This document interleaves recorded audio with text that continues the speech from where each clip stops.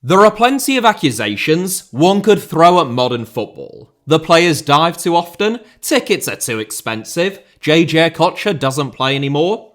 One thing you probably couldn't accuse it of, however, is not having enough sponsors. No, it seems as though everything is sponsored these days. Not just players advertising hoardings or shirts, we're used to those by now, but things like the match ball, that's a popular one now, substitutions, or the training ground. Who's sponsoring the training ground?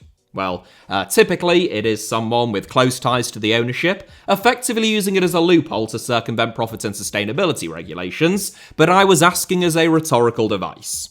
I was amused at this summer's Euros in Germany, which had official beer, soft drink, online casino, poultry, public transport and telecommunications partners, among others, that even the kickoff was sponsored by the Chinese electric vehicle manufacturers BYD, which was proudly announced before the start of every match, along with a 10-second countdown. At the Olympiastadion in Berlin, there was actually a BYD showroom within the stadium grounds. Meanwhile, Coca-Cola offered out official, yes, official Euro 2024 face paint. None of that unofficial Pepsi rubbish. No, of course not. Pepsi spunk their ad budget on sponsoring the Champions League. Never let it be said that UEFA don't have enough corporate partners. I've had enough of these malicious lies being spread about my friend Alexander Safarin. Even the sun cream, sunglasses, and payment systems in the fan parks were sponsored. It seems to be the way of the world now. Manchester City were recently mocked on social media for announcing the Yili Group, a dairy products producer headquartered in Inner Mongolia, as their new official dairy partner. But that's not even the strangest partnership at Man City. 8 of Man City's sponsors are Emirati companies, which I happen to think is a total coincidence, including Aldar, who are the Citizens' official real estate partner, First Abu Dhabi Bank, who are the club's official Affinity credit card bank partner, and who could forget the Emirates Palace Mandarin Oriental, who are, of course, Manchester City's truly iconic, official luxury hotel partner. Don't think that I'm just picking on Man City. Rivals Manchester United have an official pillow and mattress partner, ideal for their midfield and back line, who routinely fell asleep during games last season, and my personal favourite, an official percussive therapy device partner. I don't know about you, but personally, I find that there is nothing worse than an unofficial percussive therapy device partner. No, could never be me. I'd sooner saw off my own legs. It's like Heinz baked beans. Give me the real stuff, or forget about it. Previously, the Red Devils also had an official diesel engine partner and official agricultural partner, which led to this bizarre co-branded Manchester United tractor, which still turned quicker than Casemiro last season. And who could forget Gulf Oil, who became Man United's first official global lubricant partner in 2016. Yes, their first one. No, I can't believe no one got in there before them either.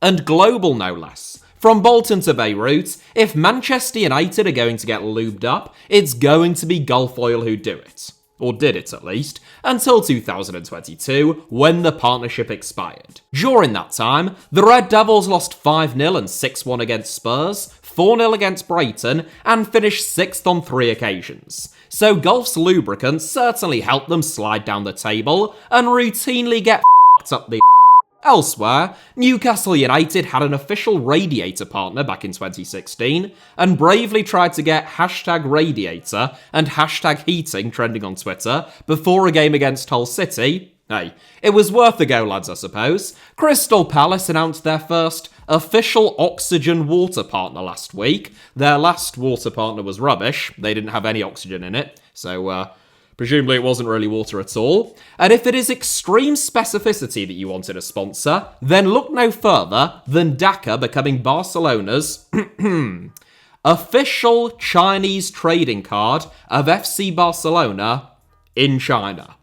Presumably, there is a different official Chinese trading card of FC Barcelona outside of China, or an official non-Chinese trading card of FC Barcelona within China, otherwise that clarification seems to be a little bit unnecessary. Still, I suppose it beats having the actual front of your shirt sponsored by Pro-Fertil #1 sperm booster, like Austrian Bundesliga outfit TSV Hartberg, or cash-strapped Atletico Madrid between 2003 and 2005, agreeing to let Columbia Pictures print posters for their latest blockbusters on the front of various shirts, including such classics as Bad Boys 2, Peter Pan, and of course, Kung Fu Hustle.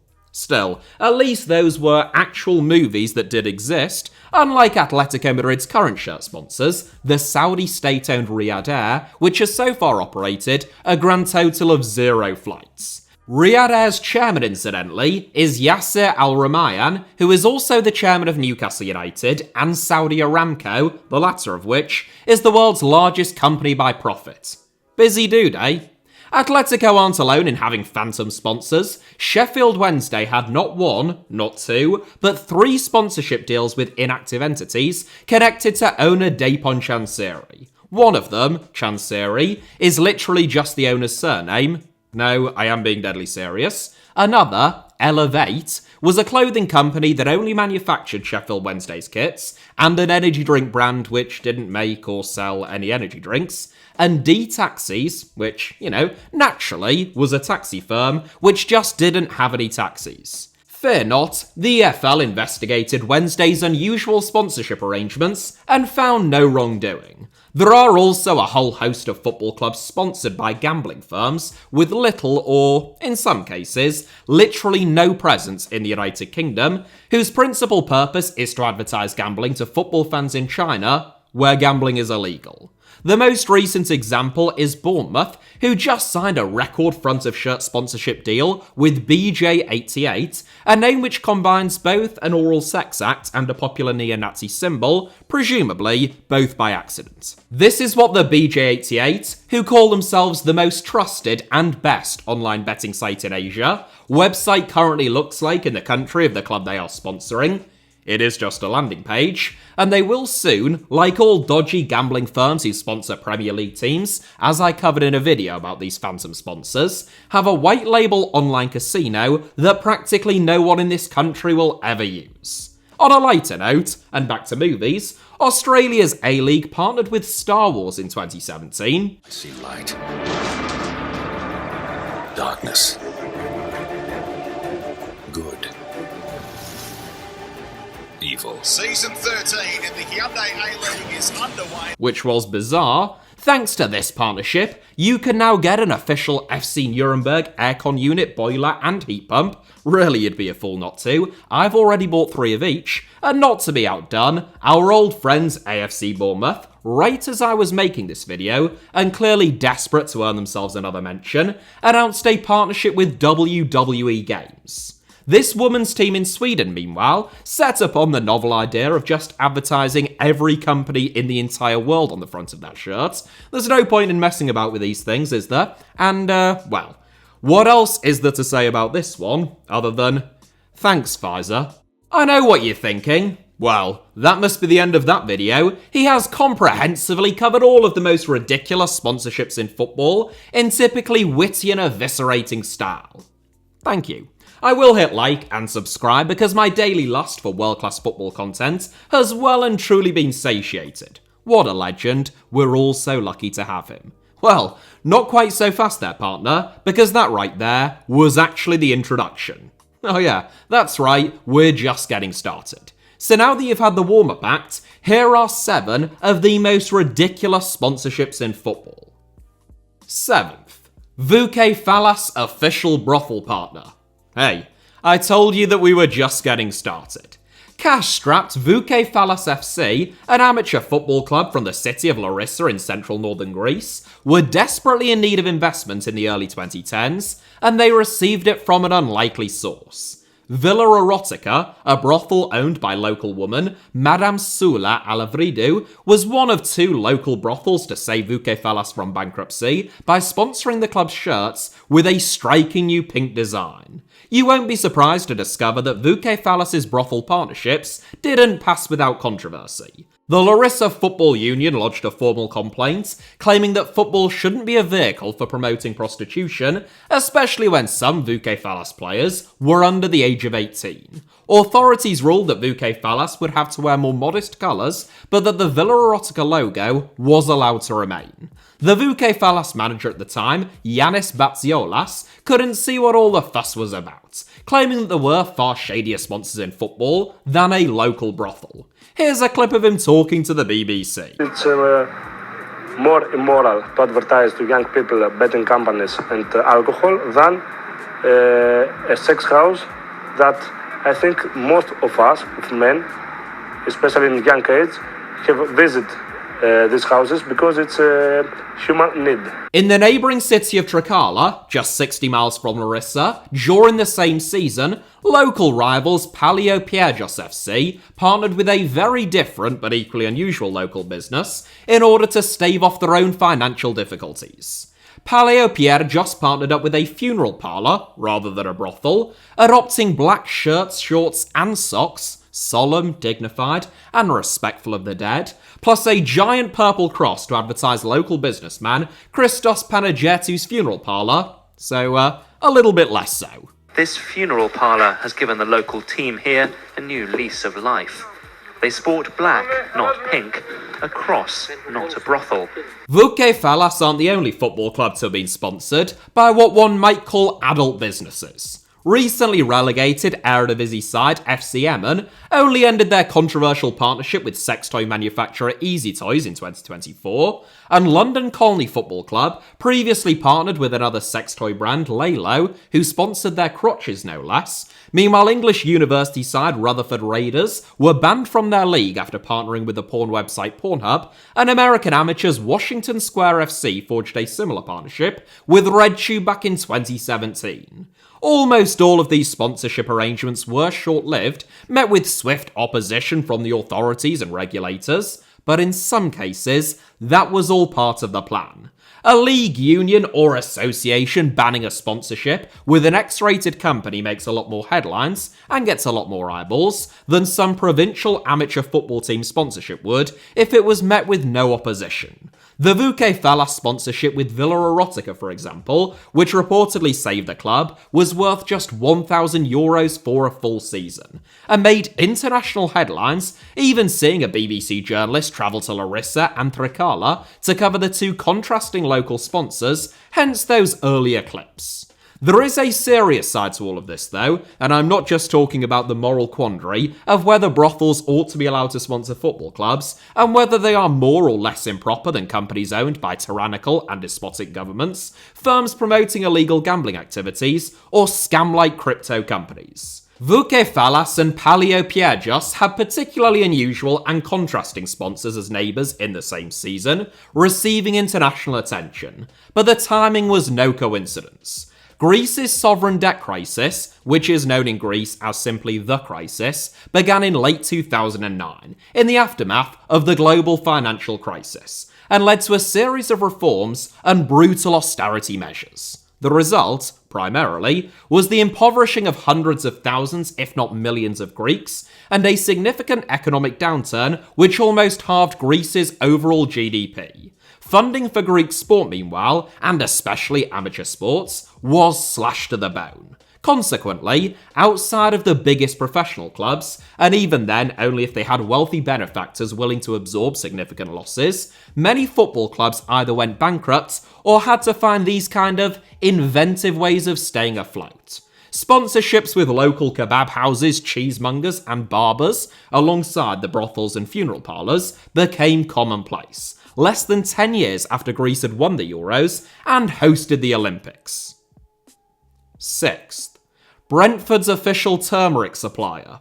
No, you heard me right. Brentford FC have an official turmeric supplier, but this story is actually much stranger than that. You see, the bees are by no means alone. Brentford, Everton, Celtic, Millwall, Rotherham United, Cardiff City, Swansea City, Plymouth Argyle, Haverford West County AFC, Crystal Palace Women, and a whole raft of other sports teams, including the St Helens Wigan Warriors and Sale Sharks rugby teams and British Gymnastics, all have official turmeric suppliers. And they're all the same company. Honestly, I was this close to making a video titled "We Need to Talk About Turmeric." The company in question is Turmeric Co., a good solid name for a company that makes turmeric products, I'll give them that. And in case you thought that there couldn't possibly be another twist in this unusual tale, Turmeric Co. is owned by none other than former Reading and West Bromwich Albion star Hal Robson-Kanu. Robson-Kanu founded Turmeric Co. in the summer of 2018, 2 years after scoring a wonder goal against Belgium at the Euros, and 4 years before retiring from the sport. Robson-Kanu hailed turmeric as his secret weapon during his playing days, claiming that it saved his career and helped him to recover from a cruciate ligament injury. Here is the main man himself, bigging up his own post-retirement business. Hello and welcome to the Turmeric Co., your one-stop shop for premium raw turmeric shots. With over 15 years of research and development, it's safe to say we know all about turmeric. I mean, it's in the name. So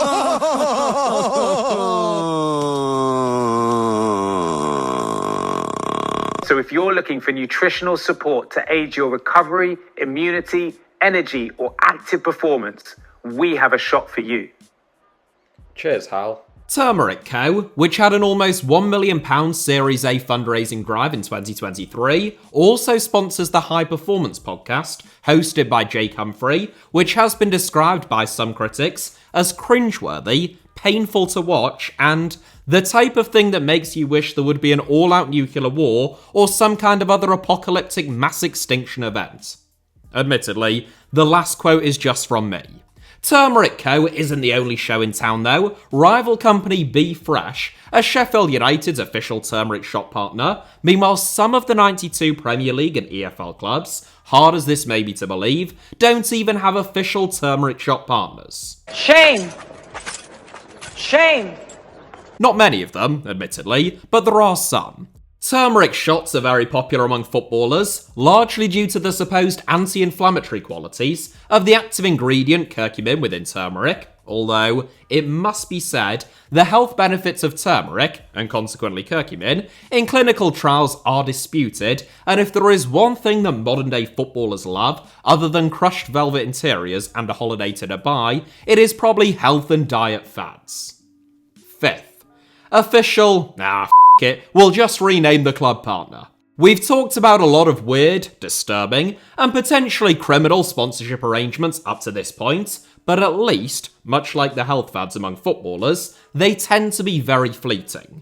You might be tied down to having a dildo on the front of your shirts for a couple of seasons at most, or have to introduce new signings by having them emerge from a coffin for 12 months, but before long, hopefully, everyone will have forgotten about it. One Welsh football club took things to entirely new extremes though. In 1996, after winning the Welsh Cup and qualifying for the European Cup Winners' Cup, local computer company Total Network Solutions leapt at the opportunity to strike a sponsorship agreement with Lancet Fried FC. Total Network Solutions didn't just want their name on the club's shirt, advertising hoardings or stadium though, they wanted their name on the club's name. 9 years before Red Bull started putting their name to football clubs, perhaps this is what gave them the idea, Total Network Solutions paid Lancet Fried FC £250,000, equivalent to about £500,000 now, to change their name to Total Network Solutions FC, making them, officially, I think we can safely say, one of the worst named teams in all of world football.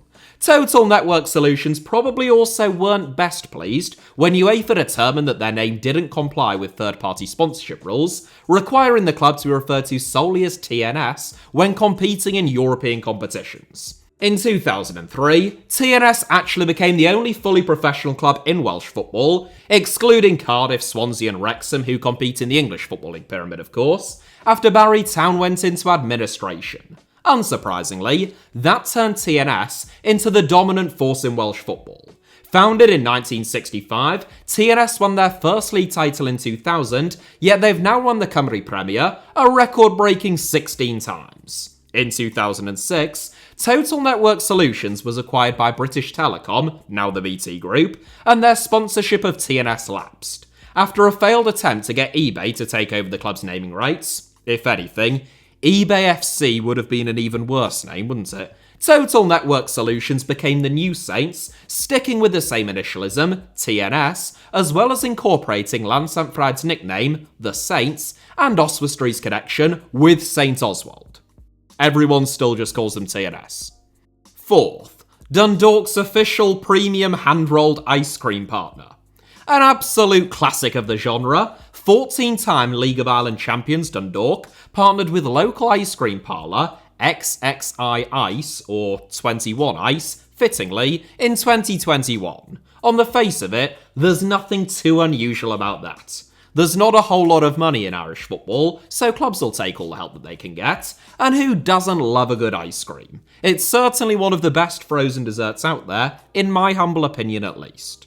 What is to be admired about Dundalk's partnership with 21 Ice is not just the specificity of an official premium hand-rolled ice cream partner, but also the sheer optimism that is wrapped up in it. 21 Ice could theoretically have simply become Dundalk's official ice cream partner, but think of how many doors that would have closed. By going with official premium hand-rolled ice cream partner, Dundalk left their commercial arm open to having an official non-premium hand-rolled ice cream partner, an official premium ice cream partner that wasn't hand-rolled, and of course, any variation of the two up to and including an official non-premium, non-hand-rolled ice cream partner. You know, maybe just something like a fab. Unfortunately, none of those opportunities ever arose, and Dundalk maintained just the one ice cream endorsement, but you've got to doff your cap at that degree of foresight and ambition. Sadly, 21 Ice is permanently closed now according to Google, despite receiving strong reviews, and currently available sponsorship packages at Dundalk include the Joe Martin Magic Official Club Partner Package, the Joey Donnelly Delight Official Club Partner Package, the Barry Keogh Cracker Official Club Partner Package, and of course, the Tommy McConville Tackle Official Club Partner Package, among many others. Third, Botafogo Official Hairdryer On-Offer Partner.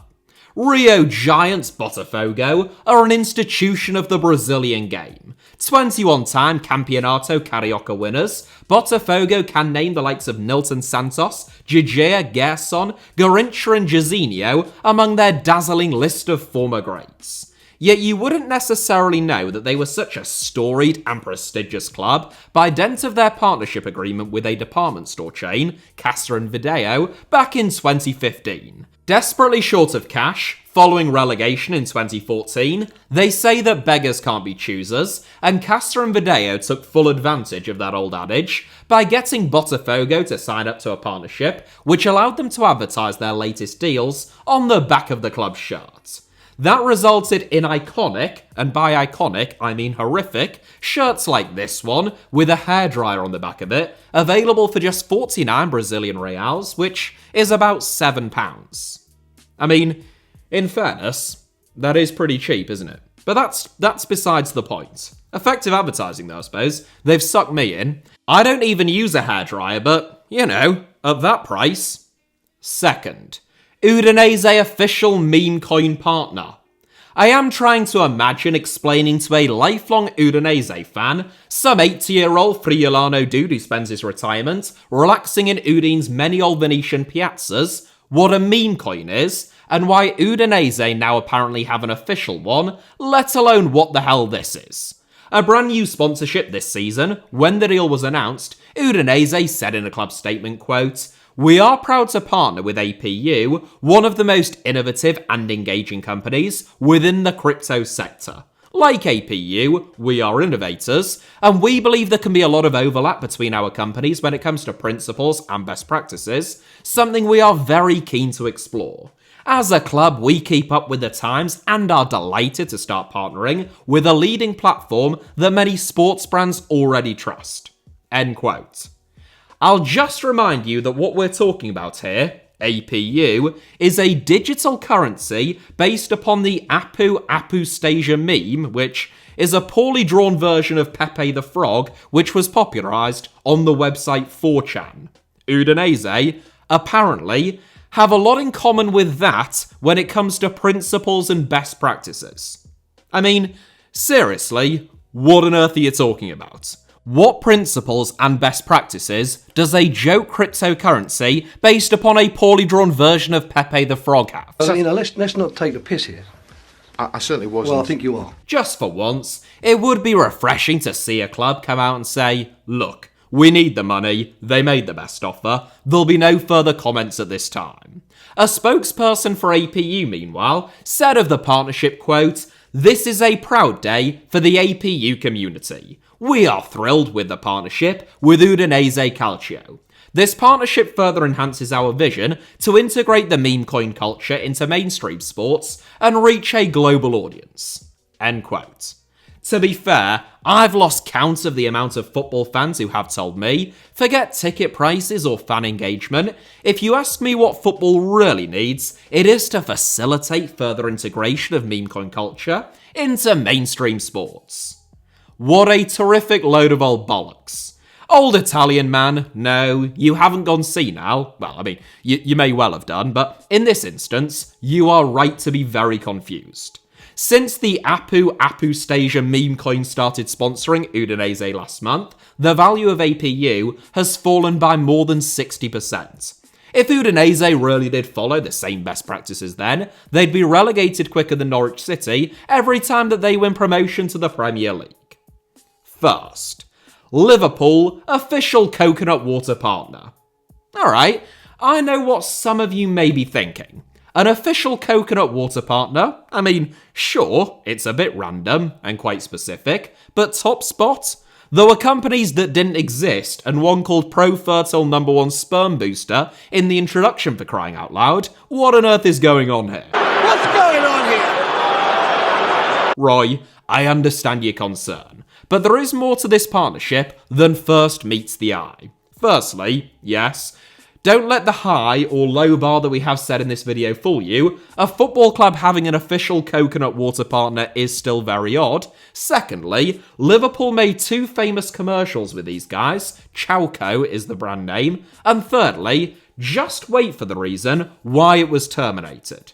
The first Chowco Liverpool ad, or ads I should say, was a series consisting of a very awkward and confused looking Simon Mignolet cooking various recipes that included coconut water with the help of a female chef. Today we're going to share some great recipes with you using Chowco coconut water. Wonderful and guilt-free.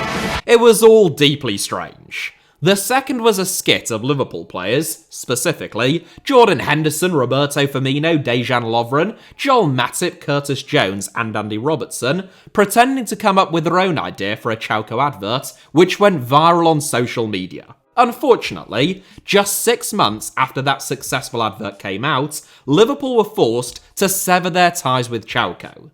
Not because they decided that having an official coconut water partner was ridiculous. No, of course not. The Reds still have an official global logistics and shipping partner, and an official Wi-Fi solutions partner, but because it was revealed by the animal rights group PETA that Chowco forced terrified monkeys to pick coconuts for them. Again, I just want to reiterate, I am being deadly serious. PETA's undercover investigation revealed that Chowco kept monkeys chained up in Thailand, abused them. I mean, I'm not sure there is any other way to make a monkey a viable worker other than abusively, and trained them to climb trees and pick coconuts. In fairness, the first bit was probably quite easy to train. If there is one thing that I know about monkeys, it is that they love climbing trees, but probably don't love quite so much clocking in at 9 and out at 5, having to hand over the coconuts to someone else at the end of a grueling shift, and then getting chained up on an evening. As if all of that wasn't bad enough, apparently Chowco didn't even contribute to the monkeys' pensions and paid them only in basic sustenance. Well, you know what they say. Pay peanuts, get monkeys. I shouldn't really joke, monkey labour is no laughing matter, and this case was so serious that one of then Prime Minister Boris Johnson's many wives intervened, pressuring companies to cut ties with the coconut water firm. Liverpool's partnership was already due to expire at the end of that season, and just wasn't extended, but more painful will have been the likes of Costco, Walmart, Sainsbury's, Tesco and Asda, all dropping Chalco after their monkey business was exposed. So there you have it. The world's longest introduction, or at least the longest since my video about Suriname, and 7 of the most ridiculous sponsorships and partnerships in the history of the game. Don't ever say that you're shortchanged on the People's Channel. I'm even having to put up now with 24/7 Turmeric Co adverts across all social media platforms. This is the type of sacrifice that I make for this job. I know I should be most annoyed about the animal abuse, and I am of course, don't get me wrong, but somehow I'm still thinking primarily about Udinese claiming their principles and best practices align with a meme coin of a stupid frog-looking cartoon thing. I am generally in favour of free speech, but I don't really think that they should have been allowed to get away with that. Anyway, that's it for today's video. Thank you all very much, as ever, for watching. Hit the like button if you enjoyed it. Let me know your thoughts down below in the comments. And of course, it goes without saying, make sure that you are subscribed for more monkey-based content to both this channel, HITC7s, and also my second channel, Alfie Potshammer, both of which should be about to appear on your screens now, along with a couple of videos that you might enjoy watching after this one. You can also find me on Twitter, Instagram, or Threads via the username @HITC7. Should you wish to do so, and all of those links plus a whole lot more should be down in the video description below. Cheers!